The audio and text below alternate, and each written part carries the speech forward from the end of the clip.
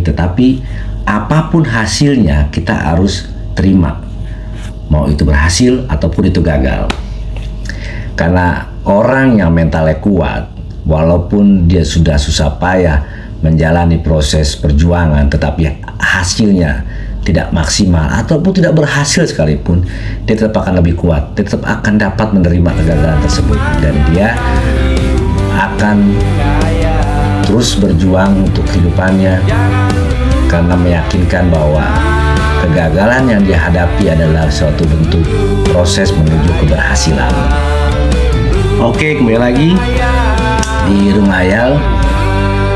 Jangan lupa di subscribe ya. Ya, pembahasan santai dengan tema gue berhayal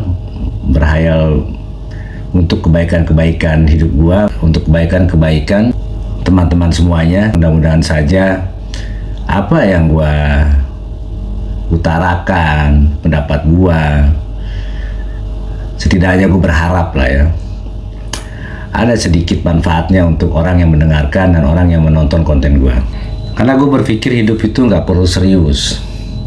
Yang penting kita menjalaninya dengan ikhlas, menjalaninya penuh dengan kesabaran dan keyakinan bahwa apapun masalah dalam hidup kita pasti ada solusinya. Karena nggak ada masalah dalam hidup itu tidak ada solusinya. Tergantung kita menyikapinya seperti apa. Permasalahan-permasalahan orang, dan gue juga menganalisa dari masalah-masalah hidup gue juga. Karena siapapun manusia yang ada di muka bumi ini pasti penuh masalah, pasti hidupnya punya masalah. Sehebat-hebatnya orang maupun mungkin seorang bos gitu kan, seorang big boss sekalipun pasti punya masalah hidupnya. Hutang, dari yang orang miskin sampai orang kaya pun punya hutang. Perbedaannya di nominal. Di orang miskin mungkin hutangnya 1 juta, 2 juta, orang kaya bisa 100 juta. Orang yang lebih kaya lagi, yang kaya raya bisa 100 miliar, 500 miliar hutangnya. Pasti banyak, karena semuanya pasti ada masalah hidup itu. Tergantung bagaimana mau menjalaninya. Kalau nggak mau menjalani punya masalah hutang, jangan berhutang. Seperti itu, simpel. Karena kan kembali lagi seperti ada gua konten sebab hukum sebab akibat ya, kembali lagi bahwa manusia itu apa yang diperbuat, nah, pasti ada akibatnya gitu. Tapi dalam konten hari ini, video gua mau ngebahas tentang banyaknya orang yang merasa hopeless, merasa bingung gitu kan, karena merasa hidup dalam kesendirian. Kesendirian ini dalam arti dia merasakan bahwa hidupnya itu sendiri, kesepian, padahal realitanya masih ada di sekeliling dia orang-orang yang dia sayang, orang-orang yang sayang sama dia. Karena kebetulan dia ada masalah hidup gitu kan, bisa dari faktor ekonomi, bisa dari faktor lainnya juga bisa, sehingga timbul merasa sepi dalam kesendirian. Bisa juga yang dulunya hebat mungkin, atau posisinya hebat gitu, ada sedikit wibawa dalam hidup dia, pada saat apa yang dia punya itu hilang, pergi, dia nggak kuat menghadapinya, hingga dia merasa kesepian, merasa sendiri dalam menjalani hidupnya. Ya, dikarenakan dia tidak mau menerima kenyataan bahwa lambat laun atau segala apapun bisa datang dan pergi. Begitu juga berteman, begitu juga bersahabat, begitu juga sampai hubungan dengan orang yang kita sayangi. Suatu saat pun bisa akan pergi meninggalkan kita. Di sini yang gue mau tekankan adalah mental, karena mental ini sangat penting dalam menjalani hidup. Karena jika mental kita kuat, maka kita mengelola pikiran pun juga akan kuat. Tapi kalau mental kita lemah, pikiran kita yang awalnya tidak terbebani dengan permasalahan apapun, pikiran kita akan ikut terbebani. Dan bisa jadi karena pikiran kita yang gelisah dan tidak dapat memanage pikiran kita dengan baik, sehingga perjuangan kita untuk bangkit kembali pun sia-sia karena energi negatif dalam pikiran kita selalu mengganggu kehidupan kita. Nah, itu makanya diperlukan mental yang kuat. Karena kalau mental kita kuat, kita pun menghadapi masalah apapun, masalah hidup ya, kita akan kuat. Kita akan bisa dapat menghadapi masalah apapun dalam kehidupan yang kita jalani. Maupun tuh masalahnya itu berat, kita dapat menjalaninya dengan bersabar, penuh perjuangan, dan keyakinan. Karena semuanya harus yakin. Intinya adalah harus yakin. Jika kita tidak yakin, apapun juga yang kita jalani itu sia-sia. Kita harus yakin, dan kita juga jangan pernah takut dengan kegagalan. Karena biar bagaimanapun, segala macam keberhasilan yang didapatkan oleh orang lain di luar sana itu penuh dengan proses perjalanan. Nah, perjalanan itu tidak semuanya mulus, penuh dengan kegagalan dan kegagalan. Tapi kalau kita sabar menghadapi kegagalan itu sebagai pelajaran buat hidup kita, dan kita dapat mengambil kesimpulan dalam kegagalan tersebut, sehingga kita dapat lebih kuat lagi menganalisa bagaimana cara yang lebih baik untuk mensukseskan hidup kita. Saya yakin pasti keberhasilan akan cepat datang menghampiri hidup kita. Jadi dalam pikiran kita jangan dipenuhi dengan pertanyaan-pertanyaan. Jangan. Apa yang kita punya ide dalam hidup kita, dalam pikiran kita, jalankan. Prosesnya itu sulit atau nanti akan ada kegagalan, kita harus siap. Jadi keyakinan, kita harus yakin dalam proses apa yang kita jalani, tetapi apapun hasilnya kita harus terima, mau itu berhasil ataupun itu gagal. Karena orang yang mentalnya kuat, walaupun dia sudah susah payah menjalani proses perjuangan, tetapi hasilnya tidak maksimal ataupun tidak berhasil sekalipun, dia tetap akan lebih kuat. Dia tetap akan dapat menerima kegagalan tersebut, dan dia akan terus berjuang untuk kehidupannya karena meyakinkan bahwa kegagalan yang dia hadapi adalah suatu bentuk proses menuju keberhasilan. Kuatkan mental kita, jangan pernah menyerah, dan jangan pernah khawatir dengan apapun yang ada di sekeliling kita, dengan orang lain yang ada di sekeliling kita, dengan pendapat dan pandangan-pandangan orang lain yang ada di sekeliling kita. Kita nggak boleh khawatir di situ, karena kita hanya bisa mengendalikan diri kita, tapi kita tidak bisa mengendalikan eksternal yang ada di luar kita. Kita tidak dapat mengendalikan orang lain yang ada di sekitar kita. Dan jika ada pendapat atau kritik dari orang lain, nggak ada masalah. Kita tampung, kita jadikan, jika itu memang baik, kita jadikan itu suatu motivasi untuk kita. Tapi jika itu kritikan yang negatif, kita hiraukan dan kita jangan pernah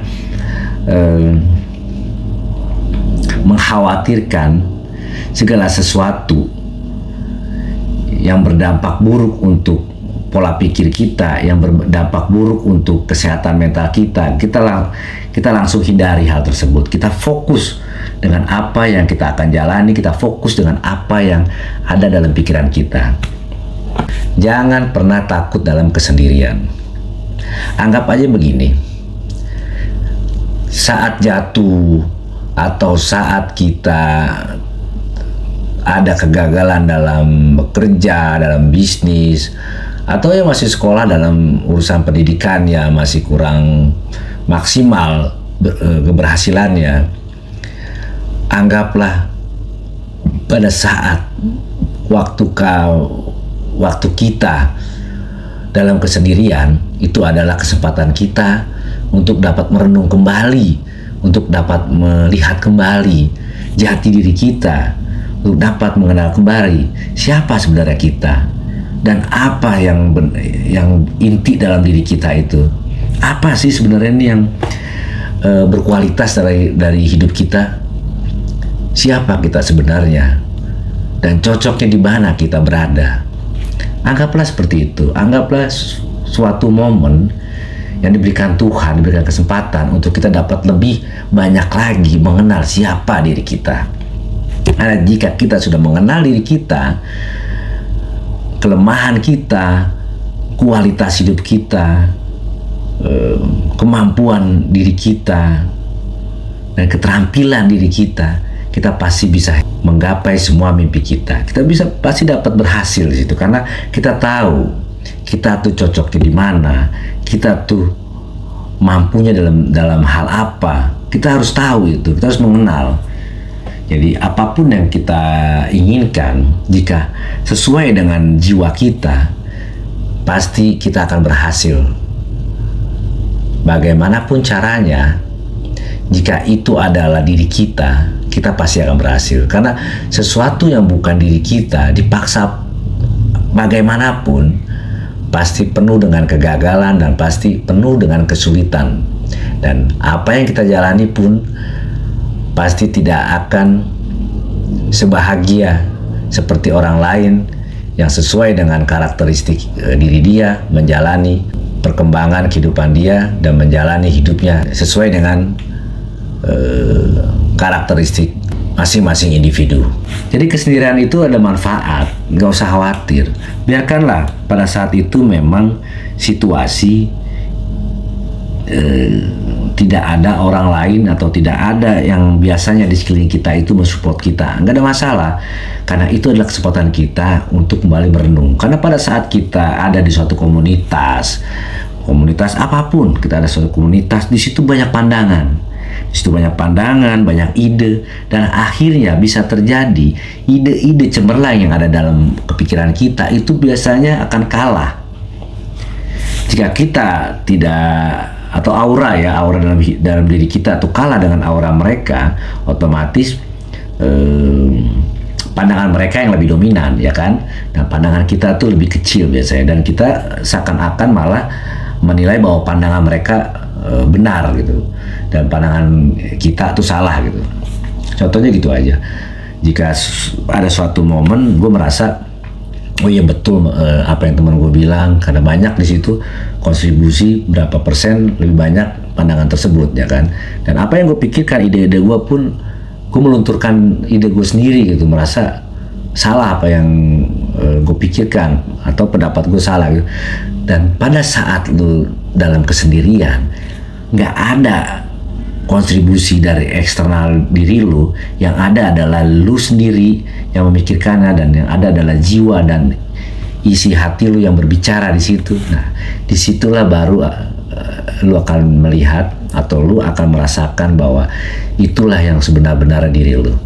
Jadi lu nggak ada masukan-masukan dari orang lain, sehingga apapun yang nantinya akan lu lakukan itu adalah suatu ide lu, dan itu adalah mencerminkan secara tidak langsung jati diri lu sendiri.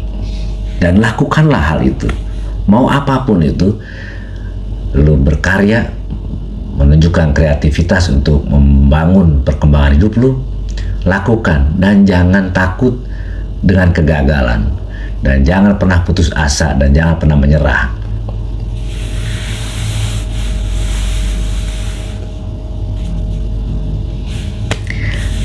Karena kalau kita kembali lagi dalam hidup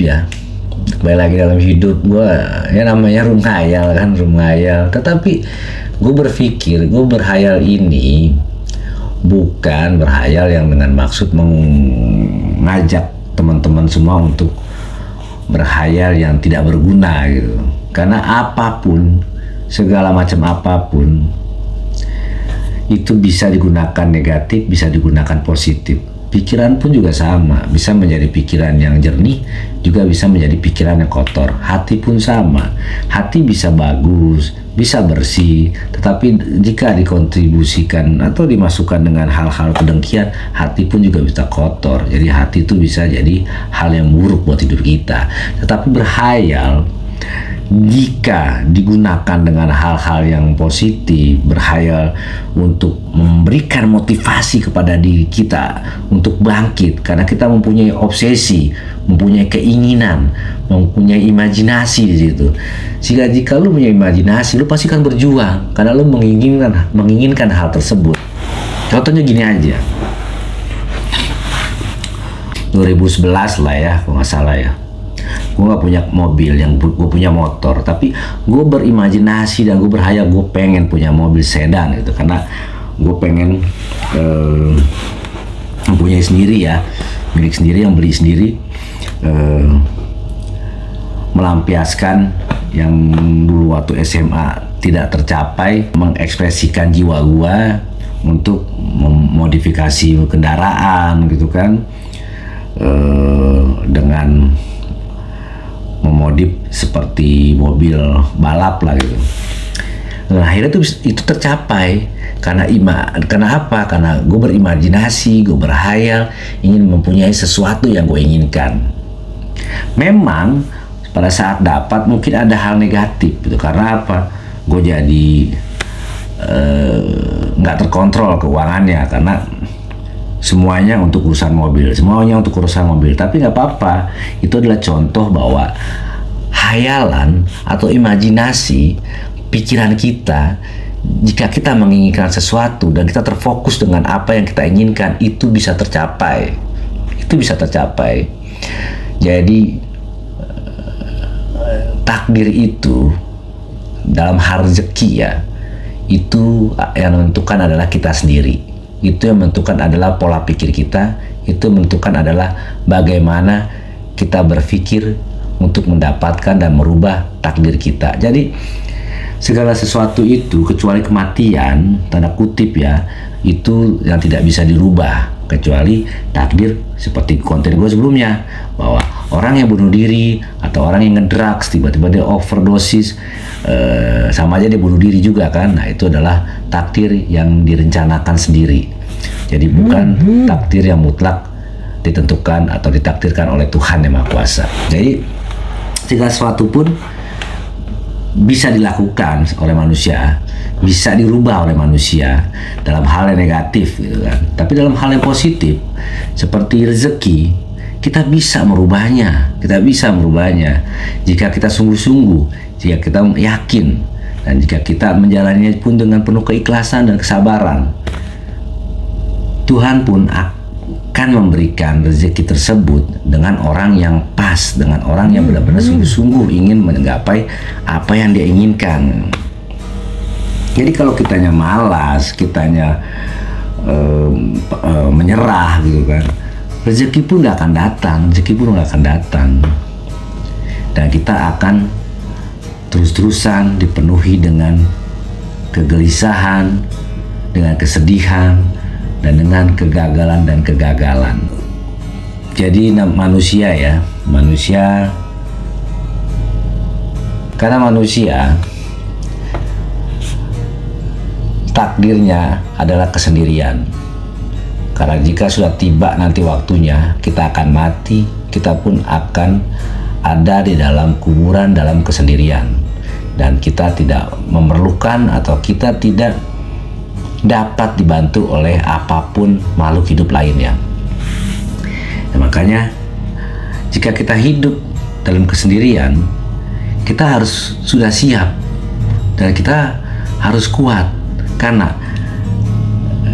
next nanti yang finali hidup kita, yaitu kematian, kita pun tuh akan sendiri, ya kan? Jadi kenapa kita harus galau, kenapa kita harus khawatir jika sebelum mati pun kita ada dalam kesendirian? Kita nggak boleh khawatir, kita nggak boleh menyerah, dan malah kita harus belajar dalam kesendirian tersebut bagaimana kita dapat bangkit, bagaimana kita dapat bahagia, membangun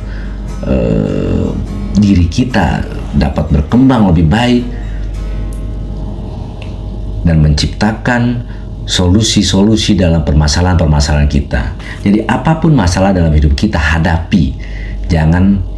Jangan pernah malah kita kabur dari masalah. Jangan, hadapi. Karena jika kita lepas dari masalah tersebut, kita kabur, kita menghindar, itu malah menjadi masalah-masalah yang baru lagi. Jadi jika kita hadapi dengan ikhlas, jika kita hadapi masalah itu dengan ketenangan, lambat laun permasalahan tersebut akan kembali normal. Masalah yang besar akan menjadi masalah yang kecil, dan nantinya masalah tersebut akan hilang begitu saja. Makanya mentalnya harus kuat. Jadi hidup itu mentalnya harus kuat. Karena jika mental kuat, apapun seperti yang awal saya bicarakan, apapun masalah kita pasti akan kita bisa lalui dengan mudah. Kenapa? Karena mental kita kuat. Segala macam apapun masalah kan, jika kita mental kuat kita bisa hadapi, ya kan? Karena nggak mungkin juga kita akan dibunuh orang kan. Kalau dibunuh pun kita pun nggak akan punya masalah apapun, karena kita bisa membela diri dari segi hukum. Nah, jadi nggak usah dikhawatirkan masalah apapun, hadapi. Begitu juga dengan finansial, sebetulnya kan tergantung kita mengelolanya. Jika memang awalnya kita pada saat itu mungkin 20, 30 kita kebutuhan hidup kita, tiba-tiba turun jadi 10, turun jadi 5, turun bahkan mungkin saja kita cuma dapat 3 gitu. Nah, nggak ada masalah, kita kelola 3 itu dengan baik sesuai dengan kebutuhan pokok kita gitu. Tapi kalau kita merasakan bahwa kebutuhan yang sebelumnya itu juga menjadi kebutuhan pokok, yang nggak akan bisa terrealisasi, nggak bisa cukup, bagaimana cara pun nggak akan bisa cukup. Tapi kita harus menyesuaikan apa yang kita dapat dan apa yang harus kita butuhkan gitu. Jadi itu harus realistis dan harus cerdas dalam hal ini, karena itu nanti akan mengikuti sendiri. Berapapun yang kita dapat nantinya, jika kita sudah berhasil lagi, kembali lagi berhasil, nah kebutuhan pokok yang lain akan kembali lagi, akan menyesuaikan kembali. Itu nggak akan bisa dipungkiri. Berapapun pendapatan kita, kebutuhan pokok yang kita butuhkan itu akan berkembang, akan menambah. Jadi semakin banyak yang kita dapat, semakin banyak juga yang akan kita keluarkan nantinya gitu. Jadi itu hidup itu seperti itu. Jadi pas saat kita jatuh finansialnya, kita nggak usah khawatir. Karena apa? Karena kebutuhan dan pengeluaran kita pun nanti akan mengikuti sesuai apa yang kita dapat. Tapi jika dipaksa itu, makanya manusia tuh kadang-kadang nggak realistis juga dengan kehidupannya.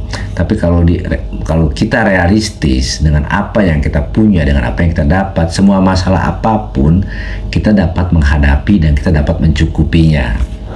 Kembali lagi yaitu mental. Mental itu harus kuat. Jika mental kita sudah kuat, kita pun pasti akan pantang menyerah.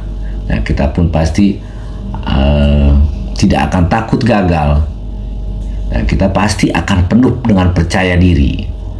Dan jika kita sudah percaya diri, segala apapun yang ada di sekeliling kita, pandangan-pandangan hidup orang lain yang ada di sekeliling kita, kita dapat hindari atau kita dapat merasa masa bodoh dengan apa yang orang lain pikirkan terhadap kita. Karena apa? Kita punya planning, kita punya rencana untuk hidup kita, dan kita punya ide untuk perkembangan hidup kita, masa depan kita, sehingga apa yang kita inginkan atau apa ide yang akan kita jalani dapat terrealisasikan dengan baik. Semoga ini bermanfaat untuk saya juga, semoga ini dapat bermanfaat untuk kalian semua teman-teman. Karena biar bagaimanapun, secara tidak langsung atau sedikitnya, apa yang saya bicarakan sesuai dengan apa yang saya alami juga, dan sesuai dengan apa yang saya lihat dalam pengalaman hidup teman-teman saya juga, sehingga mereka dan saya juga dapat kembali bangkit karena penuh dengan kepercayaan diri dan penuh dengan bagaimana cara mengelola pikiran negatif ini tidak akan timbul. Pikiran-pikiran yang ada dalam kepala saya penuh dengan hal-hal yang positif, sehingga saya senantiasa membangun imajinasi, hayalan-hayalan yang membangkitkan motivasi hidup dan juga hayalan-hayalan yang penuh dengan kebahagiaan. Jadi cara berpikir orang-orang yang kaya adalah bagaimana cara berpikir seakan-akan apapun yang kita inginkan itu mudah kita dapat. Sampai ketemu lagi, semoga kita semua diberikan kesehatan dan semoga kita semua diberikan keberhasilan. Assalamualaikum warahmatullahi wabarakatuh. Salam sejahtera untuk semuanya. Salam Rumayal.